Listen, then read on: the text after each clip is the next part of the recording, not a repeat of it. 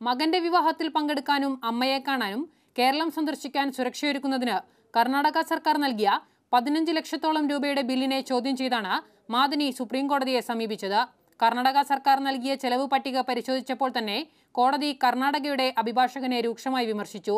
SP റാങ്കിലുള്ള ഉദ്യോഗസ്ഥന് ഒരു ദിവസം 8400 രൂപ നൽകണമെന്നാണ് പറയുന്നത്. ഇത്രയും തുക നൽകാൻ പോലീസുകാരുടെ തൊഴിൽദാതാവല്ല മാദിനി.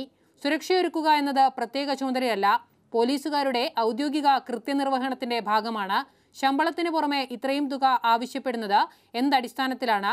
കർണാടക സർക്കാരിന് സാമാന്യബുദ്ധി ഉപയോഗിച്ചുകൂടെയെന്നും കോടതി ചോദിച്ചു. കോടതി വിധി അട്ടിമറിക്കാനാണ് ശ്രമം.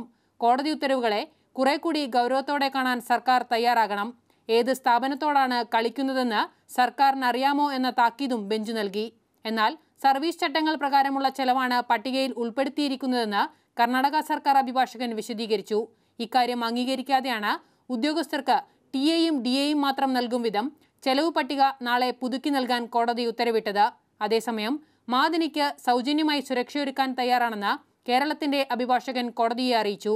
കർണാടകത്തിന്റെ കസ്റ്റഡിയിലുള്ള പ്രതിക്ക് സുരക്ഷയൊരുക്കാൻ കേരളത്തിനെന്ത് പങ്കെന്നായിരുന്നു ജഡ്ജിമാരുടെ ചോദ്യം. കർണാടക പോലീസ് ആവശ്യപ്പെട്ടാൽ അധിക സുരക്ഷ ഒരുക്കാൻ മാത്രമേ കേരള പോലീസിന്റെ ആവശ്യമുള്ളൂവെന്നും കോടതി വ്യക്തമാക്കി.